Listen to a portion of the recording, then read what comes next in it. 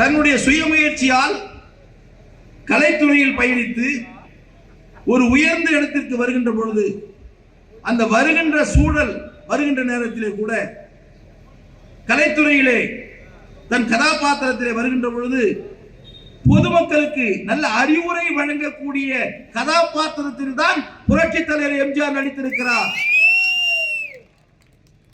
குடித்துவிட்டு கும்மாளம் போட்டு பாத்திரத்தில் அவர் நடித்தது வரலாறு கிடையாது. குடித்தவனை கண்டித்து அவனை திருத்துகின்ற கதாபாத்திரத்தில் தான் புரட்சித் தலைவர் எம்ஜிஆர் நடித்திருக்கிறார். அப்படி படத்திலேயும் நேர்மையானவர், படத்திலேயும் நல்லவர், படத்திலேயும் மனிதநேயமிக்க தலைவர், படத்திலேயும் தாய்ப்பாசம் கொண்ட தலைவர், படத்திலேயும் சகோதரி சகோதரர்களாக பார்க்கக்கூடிய தலைவர், இப்படி நடித்த காரணத்தினால் மக்களும் இவர் உண்மையானவர், நமக்காகவே இருக்கின்றவர், நமக்காகவே நடித்துக் கொண்டிருக்கின்றவர், நமக்காகவே பணத்தை சம்பாதித்து நமக்காகவே கொடுத்துக் கொண்டிருக்கின்றவர். எந்த நடிகனாவது கொடுத்திருக்காங்களா? எந்த நடிகனாவது கொடுத்திருக்காங்களா? தமிழ்நாட்டில் சம்பாதிச்ச காசு முழுசு மக்களையே கொடுத்தவர் புரட்சி தலைவர் எம்ஜிஆர்.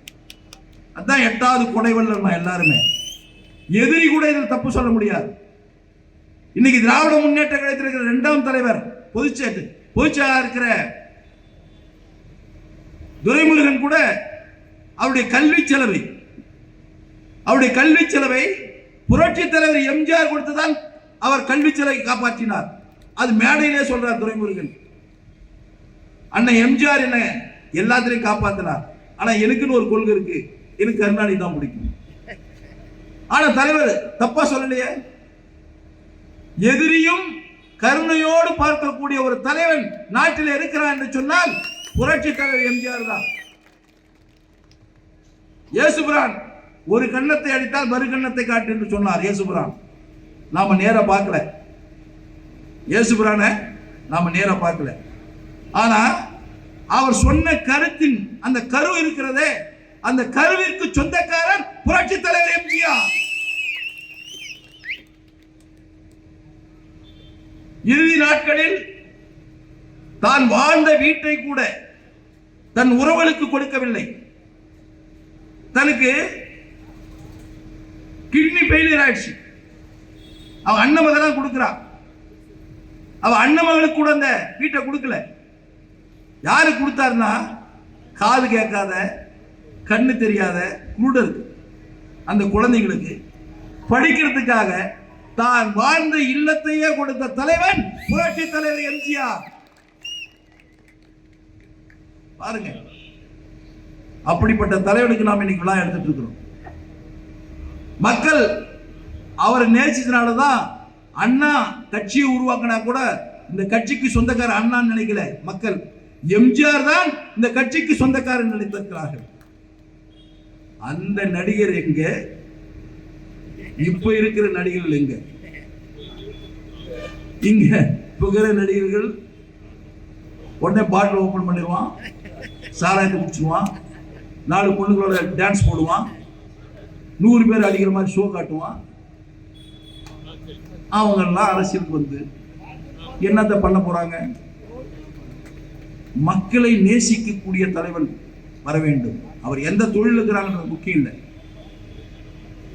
ஏழை மக்களுடைய உணர்வுகளை, அவர்களுடைய நிலைகளை அறிந்து கொண்டு அவர்களுக்காக போராடக்கூடிய சிந்தனையுடைய தலைவன் நாட்டிலே கட்சி நடத்த வேண்டும், அவன் ஆட்சிக்கு வர வேண்டும்.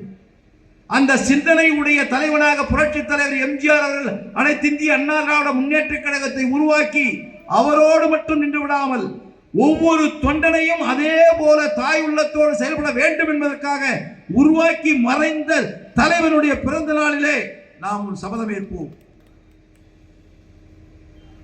புரட்சி தலைவர் எம்ஜிஆருடைய ஆட்சி மீண்டும் வர வேண்டும். அந்த தாய் உள்ளத்தோடு இருக்கிற ஆட்சி வர வேண்டும். மக்களை நேசிக்கக்கூடிய ஆட்சி வர வேண்டும். மக்களை பாதுகாக்கக்கூடிய ஆட்சி வர வேண்டும். உண்மையான மக்களுடைய தேவைகளை பூர்த்தி செய்யக்கூடிய ஆட்சி வர வேண்டும்.